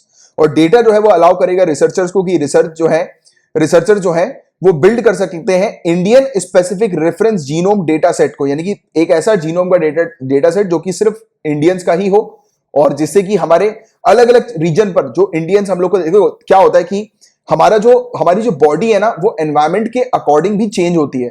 जैसे कि अगर आप देखेंगे जो लोग पहाड़ी एरियाज पर रहते हैं उनकी बॉडी के अंदर हम लोग को थोड़े अलग टाइप के चेंजेस नजर आते हैं, उनकी बॉडी थोड़ी हट्टी कट्टी होती है, राइट, जो पहाड़ी एरियाज वगैरह पर हम लोग को देखने को मिलता है, राइट, क्योंकि उनकी बॉडी उस एनवायरमेंट को अडॉप्ट कर लेती है। जैसे आप कई बार देखोगे कि जो लोग पहाड़ी एरिया पर रहते हैं, अगर जो साउथ रीजन पे रहते हैं वो एकदम नॉर्थ रीजन पर चले जाए और हिमालय की तरफ चले जाए तो उनको एकदम से बहुत ठंडी लगेगी। बट आप नोटिस करोगे वहां पर जो लोकलाइट्स हैं वो इवन आपको मतलब बहुत पतली सी शर्ट में घूमते हुए नजर आ जाएंगे, क्योंकि उनको इतनी ठंड भी नहीं लगेगी। क्योंकि मेरे कुछ दोस्त हैं वो जब यहाँ पर इतनी ज्यादा, जब दिल्ली में ठंडी पड़ती है बहुत बुरी हालत हो जाती है, वो मस्त जो है वो मतलब नॉर्मल यार टी शर्ट में घूमते होते हैं, बोलते हैं कि यार हमें तो ठंडी नहीं लग रही, हमें तो आदत है। तो ऐसी स्थिति कब डेवलप होती है? जब उनकी बॉडी अडॉप्ट कर लेती है उस एनवायरमेंट को। तो कहने का मेरा मतलब यह है कि जब उनकी बॉडी अडॉप्ट कर रही है, और पूरी बॉडी जो है वो किसके ऊपर बेस्ड है, उसका जो बेसिक स्ट्रक्चर की अगर हम लोग बात करें बॉडी की, वो क्या है? वो तो जीनोम ही है, जीन्स, डीएनए ही हम लोग को देखने को मिलता है कि नहीं? तो कहीं ना कहीं उनके जो जीनोम है, उनके जो पूरे जीन्स है, तो वो इस प्रकार के हैं जिसके चलते उनकी बॉडी जो है वो एडॉप्टिव बन गई है एनवायरमेंट से। राइट, तो हमारी कंट्री के अंदर अलग अलग क्षेत्र पर जो लोग हैं, अगर हम लोग स्टडी करके उनके जीनोम को स्टडी करके एक डेटा सेट तैयार करेंगे तो वेरियस डिजीज, वेरियस बीमारी से भी लड़ने में मदद हो सकेगी। और इवन मतलब किस एरिया के जो लोग हैं उनके लिए कौन सी मेडिसिन बेनिफिशियल होगी, उसके अकॉर्डिंग हम लोग जो है वो रिसर्च करके वेरियस इस प्रकार की डिस्कवरी करेंगे, इस प्रकार का डेवलपमेंट करेंगे, जिससे कि टारगेटेड तरीके से हम लोग बीमारियों को जो है वो एलिमिनेट कर सकें या प्रिवेंट कर सकें आने वाले कोई डिसऑर्डर को। राइट, तो इस पर ये सब काम जो है वो हो सकेगा। तो ये चीज यहां पर बताई जा रही है। और साथ ही साथ ये जो रिसोर्स है ये प्रोवाइड करेगा यूजफुल इनसाइट क्लिनिशियंस के लिए, वही चीज मैंने आपको बताई अभी, और रिसर्चर्स के लिए, कि जेनेटिक्स जो है is not only at population level but at individual level, यानी कि लार्ज लेवल पर भी नहीं, इंडिविजुअल लेवल पर भी इस चीज को टारगेट किया जाएगा। और genomics for public health in India या इंडिजन प्रोग्राम की अगर हम लोग बात करें तो CSIR ने इनिशिएट किया था इस प्रोग्राम को अप्रैल 2019 में। एम ये था कि पूरे जीनोम सीक्वेंसिंग हम लोग कंडक्ट करेंगे हजारों की मात्रा में इंडिविजुअल्स, यानी कि एक एक व्यक्ति हजारों की मात्रा में सभी के जीनोम सीक्वेंस जो है वो किए जाएंगे कंडक्ट। राइट, जिसके चलते डाइवर्स एथनिक ग्रुप्स इंडिया की जो है वो रिप्रेजेंट कर सकें हजार लोग। वही मैंने आपको बताया कि अलग अलग क्षेत्र के लोग, अलग अलग एरियाज के लोग, उनके जीनोम्स यहां पर रखकर हम लोग उसको मतलब उनके डीएनए लेकर उनके जीनोम की प्रॉपर सीक्वेंसिंग करेंगे, जिससे कि एग्जैक्टली पता लगेगा किस क्षेत्र में लोगों को किस प्रकार की प्रॉब्लम्स हो सकती है इन फ्यूचर भी या ऑलरेडी है, तो उस पर काम किया जा सकेगा टारगेटेड तरीके से। और ऑब्जेक्टिव यही है कि जेनेटिक एपिडेमियोलॉजी को इनेबल करना, डेवलप करना public health technologies application population genome data का उपयोग करते हुए, यानी कि ये मेडिसिन से ही रिलेटेड है कि ऐसी चीज को डेवलप करना है जिससे कि लोगों की मतलब हेल्थ जो है वो और बेटर हो सके, लोगों को वेरियस परेशानियां, प्रॉब्लम से जो है वो निकाला जा सके। अब बात करें जीन सीक्वेंसिंग की। जीन सीक्वेंसिंग क्या होता है, मैंने आपको पहले भी बताया हुआ है कि जीनोम जो होता है गाइस, तो उसमें हम लोग को डीएनए या फिर सीक्वेंस हम लोग को जीन का देखने को मिलता है एक सेल के अंदर। जीनोम जो होता है देखो एक सेट ऑफ डीएनए, उसको हम लोग जीनोम बोलते हैं, और उसका जो कंप्लीट सेट होता है और उसको हम लोग पूरे प्रॉपर सीक्वेंस में रखते हैं, ऐसे सीक्वेंस में जिससे कि पूरा एक इंडिविजुअल के बारे में पता लग सके कि एक इंडिविजुअल जो है उसकी बॉडी के अंदर पूरी क्या क्या चीजें हैं। तो वो जो कंप्लीट सेट होता है उसका हम लोग जब एक साथ रखते हैं तो उसको जीन सीक्वेंसिंग कहा जाता है। और ज्यादातर जो डीएनए जो होता है वो हम लोग को न्यूक्लियस के अंदर देखने को मिलता है, और उसमें एक कॉइल स्ट्रक्चर जो हम लोग को नजर आता है उसको हम लोग क्रोमोसोम कहते हैं। ये इंपॉर्टेंट होता है। और हर एक ह्यूमन सेल जो होता है उसके पास एक पेयर होता है क्रोमोसोम्स का, एक्स और वाई आपने सुना होगा। और हम लोग को देखने को मिलता है कि जो एक्स वाई बेसिकली उनका होता है बॉय का, और एक्स एक्स जो होता है वो गर्ल का हम लोग को नजर आता है। तो इसके बारे में आपको पता होगा, जिसमें एक जो होता है वो क्रोमोसोम एक होता है एक्स, और दूसरा जो होता है वो वाई हम लोग को नजर आता है। तो इसके बारे में पढ़ा हुआ है ना आप लोगों ने। और इसमें कई बार डिफेक्टेड जब केस हम लोग को नजर आते हैं तो उसमें फिर एक एक्स्ट्रा क्रोमोसोम जो है वो ऐड हो जाता है, तो वाली चीज भी हम लोग को नजर आती है, देखने को मिलती है। वो कुछ एक पर्टिकुलर ही केसेस में हम लोग को नजर आता है इस प्रकार का, राइट। और जो हर एक जो ये क्रोमोसोम हम लोग को नजर आता है उसमें 3 बिलियन बेस पेयर होते हैं, 3 बिलियन बेस पेयर, और 4 में से एक मॉलिक्यूल जो होता है उस पेयर का वो प्रिसाइज तरीके से हम लोग को नजर आता है, देखने को मिलता है, राइट। तो ये चीज है। और ये जो ऑर्डर होता है पूरे बेस पेयर का, और इसमें जो लेंथ जो हम लोग को नजर आती है इस सीक्वेंस में वो वेरी करती है, और वो जीन जो है वो बनाती है, राइट। और इस जीनोम की जो सीक्वेंसिंग जो होती है उसका मतलब होता है कि हम लोग उस बेस पेयर को, यानी कि इतने सारे जो पेयर्स हैं बेस पेयर 3 बिलियन, राइट, एक के अंदर होता है तो 6 बिलियन 2 के अंदर हम लोग को नजर आ गए, तो उसको बिल्कुल सीक्वेंस किया जाता है। और ये सब चीजें कंप्यूटराइज होती है। ये सब चीजें आज की डेट में कंप्यूटर की मदद से पूरी हम लोग को नजर आती है कि कंप्यूटर जो है वो पूरी इस प्रकार से सीक्वेंसिंग की एक्टिविटी कंडक्ट करते हैं, राइट। तो इसके बारे में हालांकि जब मैं आपको कोरोना वायरस के बारे में पढ़ा रहा था तो उस समय भी कई बार इस प्रकार के टॉपिक्स को हम लोग ऑलरेडी डिस्कस कर चुके हैं। बट ये वाली जो हमारा जो ये प्रोग्राम हम लोग को नजर आ रहा है काफी बेनिफिशियल है, और काफी अच्छा प्रोग्राम जो है वो हम लोग को देखने को मिल रहा है, इंडिजन प्रोग्राम, राइट। और इससे काफी ज्यादा फायदा भी हो सकता है, क्योंकि अल्टीमेटली आने वाला जो समय है गाइस, तो वो इसी के ऊपर बेस हम लोग को नजर आता है कि आज की डेट में देखो क्रिस्पर कैस9 करके एक टेक्नोलॉजी हम लोग को देखने को मिली है, जिसके तहत जो मतलब एक्चुअली में जो जीन्स के अंदर जो भी प्रॉब्लम्स है, जो भी इश्यूज है डीएनए के अंदर, उसको आइडेंटिफाई करके उसको हटाया जाता है। कुछ दिनों पहले भी अपन ने इसके बारे में पढ़ा था, और फिर उसको रिप्लेस करके जो है वो उसको एडिट करके या उसको मॉडिफाई करके लगा दिया जाता है, या फिर दूसरा लगा दिया जाता है। तो क्रिस्पर कैस9 टूल के बारे में पढ़ाया था मैंने, आपको याद आ रहा है, जब हम लोग जेनेटिक इंजीनियरिंग वाले टॉपिक को डिस्कस कर रहे थे, पढ़ रहे थे, ठीक है। तो ये उसी प्रकार की चीज में हेल्पफुल हो सकता है, बट ये तभी हेल्पफुल होगा जब प्रॉपर तरीके से हम लोग आइडेंटिफाई कर लेंगे कि इंडियंस जो अलग अलग क्षेत्र में रह रहे हैं तो उनके जो जीनोम है वो किस प्रकार के, उनमें क्या चेंजेस आ रहे हैं, क्या इवोल्यूशन आ रहा है। तो वो पूरी अगर एक बार स्टडी कंडक्ट की जाएगी तब जाकर हम लोग इवन जो मेडिसिनल साइंस की जो फील्ड, यानी कि फार्माकोलॉजी वाली जो फील्ड हम लोग को देखने को मिलती है, तो उसमें भी काफी ज्यादा एडवांसमेंट जो है वो नजर आएगी इस चीज के बाद। एंड गाइस, सिर्फ आज के लिए इतने ही टॉपिक्स थे, और मैंने आपको जितने भी टॉपिक्स पढ़ाए अगर आपको अच्छे से क्लियर हो गए हैं तो लाइक का बटन हिट कर दीजिएगा। आप नए आए हैं तो चैनल को सब्सक्राइब कर लीजिए, और शेयर गाइस जरूर कर दीजिएगा लेक्चर को। और अभी आपको जाना नहीं है जनरल स्टडीज का, पहले तो एक टॉपिक है जो आप पढ़ लीजिए, लगातार टॉपिक न्यूज में आ रहा है, वेरी इंपॉर्टेंट टॉपिक हो गया है, अनलॉफुल एक्टिविटीज प्रिवेंशन एक्ट 1967। इस टॉपिक को आपको पढ़ना है। 18 और लोगों को उआपा के तहत जो है वो टेररिस्ट घोषित कर दिया है, इसलिए टॉपिक न्यूज में था। इससे रिलेटेड आप हैंड रिटन नोट्स बनाइए और नीचे कमेंट बॉक्स पे लिख देना नोट्स बनाने के बाद सर होमवर्क डन, मुझे पता लग जाएगा आपने होमवर्क कंप्लीट कर लिया है। और आपका जो मेंस का क्वेश्चन है, देखो अभी कोरोना वायरस के पीरियड पे हमने देखा कि माइग्रेशन बहुत ज्यादा हो रहा था लेबर का, लेबर वापस जो है वो अपने अपने गांव जा रहे थे, राइट। तो हम लोग को ये वाली चीज देखने को मिल रही थी। तो इसी को लेकर मेंस में एक बार सिविल सर्विसेज का क्वेश्चन आया है, तो मैं चाहूंगा कि ये वाला क्वेश्चन भी आप जरूर लिखें और आज के कंटेक्स्ट को ध्यान में रखते हुए लिखेंगे। तो देखो, discuss the changes in the trends of labour migration with in and outside India in the last 4 decades. पिछले 4 दशकों में भारत के भीतर और भारत के बाहर श्रमिक प्रवसन की प्रवृत्तियों में परिवर्तनों पर चर्चा कीजिए। ठीक है, तो ये आपका क्वेश्चन है। इस क्वेश्चन को आप लिखेंगे 150 वर्ड्स में, राइट। इस क्वेश्चन को पूरा कंप्लीट करेंगे। और मंथली पीडीएफ पैकेज के बारे में आप लोग को स्टार्टिंग में लेक्चर की मैंने जानकारी दे दी थी, जिन्हें स्टूडेंट्स ने नहीं देखा है देख लीजिएगा। लेक्चर जब स्टार्ट होता है इंट्रोडक्शन में तो इसके बारे में पूरी डिटेल लिखी हुई है। नीचे डिस्क्रिप्शन पर आपको इसको कैसे ज्वाइन करना है पूरी जानकारी है। और जनवरी से लेकर जुलाई 2020 तक की अगर आपको मैगजीन चाहिए तो 300 रुपए टोटल इसकी कॉस्ट है। नीचे डिस्क्रिप्शन चेक कर लीजिए, इसको परचेस करने के लिए एक लिंक है, उस लिंक को देख लीजिएगा, यानी कि उस वीडियो को देख लीजिएगा। और एनसीईआरटी का पैकेज अभी ओपन है, उसको आप ज्वाइन कर सकते हैं, जितनी जल्दी हो सके आप ज्वाइन कर लीजिएगा पैकेज को। एंड और टेलीग्राम का अपना जो ये चैनल है current affairs by Kamalaksh Jha, यहां पर आप अपना इस मेंस का आंसर जो है वो लिखकर शेयर कर सकते हैं। इस ग्रुप में आप आएंगे तो इस ग्रुप में आपको एक डिस्कशन ग्रुप मिल जाएगा, यानी कि इस चैनल के अंदर, जिसका नाम है चैट लाइक ब्यूरोक्रेट्स। वहां पर काफी सारे स्टूडेंट्स हैं अगर आप आंसर पोस्ट करेंगे तो वो आपके आंसर को रिव्यू करेंगे, आप किसी स्टूडेंट के आंसर को रिव्यू कर दीजिएगा। तो इस प्रकार की हेल्दी ग्रुप एनवायरमेंट वहां पर आपको मिल जाएगा। एंड अगर आप फेसबुक पर हैं तो आप चाहें तो मुझे फेसबुक पर भी ऐड कर सकते हैं। तो चलिए अब हम लोग मिलेंगे कल, तब तक के लिए bye bye, take care, have a great day ahead, Tata.